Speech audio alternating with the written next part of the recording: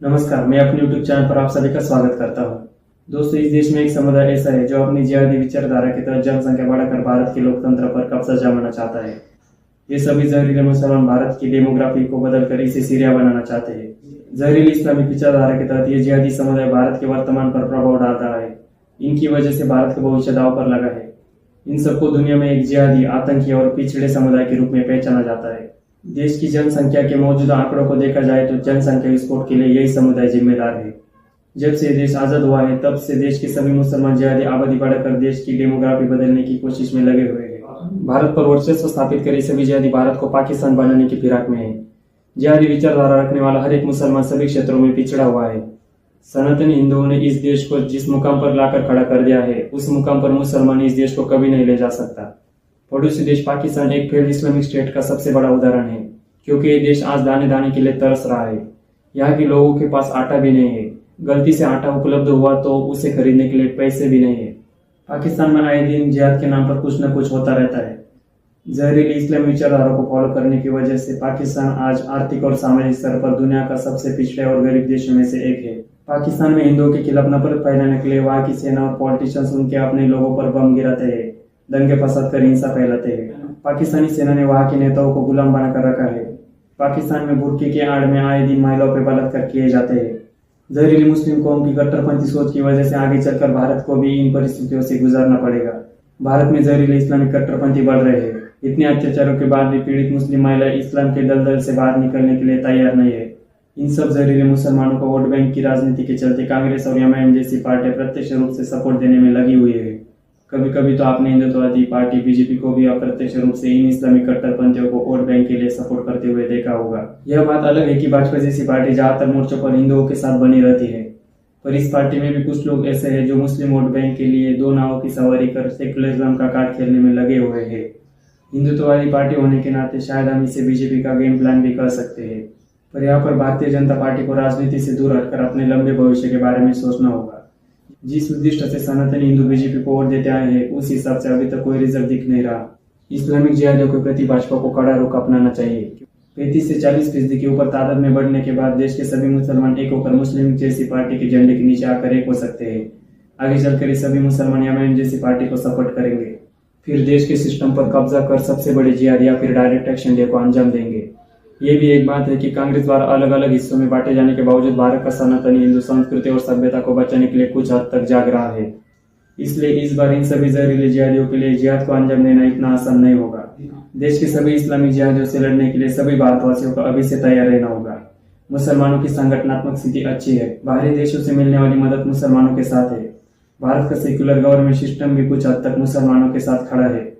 सन 1947 के बाद इस देश में जिहादी एजेंडे के तहत मुसलमानों की आबादी दिन प्रतिदिन बढ़ती गई है। साल 1951 के देश की पहली जनगणना में जहां भारत में 9% मुस्लिम थे, वही 2011 में उनकी हिस्सेदारी 14% हो गई। इसी मुकाबले हिंदुओं की आबादी 84% से 79% हो गई। आने वाले कुछ सालों में यह आंकड़ा और तेजी से बदल जाएगा। मुस्लिम कट्टरपंथी शुरुआती दिनों में जहाँ तादाद में कम होते हैं, वहाँ पे भाईचारे का दिखावा करते हैं। इसके बाद जब ये जहरीली कौम फैलती है, तब ये अपने नियम कानून दूसरों पर थोपने लग जाते हैं। जहाँ इस्लाम और उसके जहरीले अनुयायी बढ़ते हैं, वहाँ शरिया लागू किया जाता है। लोगों के व्यक्तिगत और सामाजिक जीवन पर पाबंदियां लग जाती है, अर्थात ऐसा देश पूरी तरह से बर्बाद हो जाता है। भारत इस्लामिक जिहादियों से पीड़ित राष्ट्र है। सदियों से इस्लामिक घुसपैठियों ने भारत में इस्लाम को फैलाने की पूरी कोशिश करी, पर भारत के वीर सनातनी योद्धाओं ने इन सबके जिहादी मंसूबों पर पानी फेर दिया।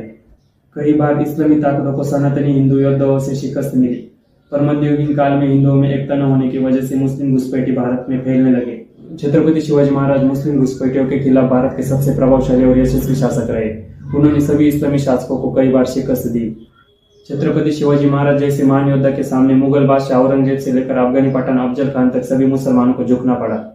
अगर छत्रपति शिवाजी महाराज हिंदवी साम्राज्य की नींव न रखते तो भारत कब का सीरिया बन चुका होता। औरंगजेब और मुगलों की वजह से हिंदुओं का अस्तित्व दांव पर लग जाता।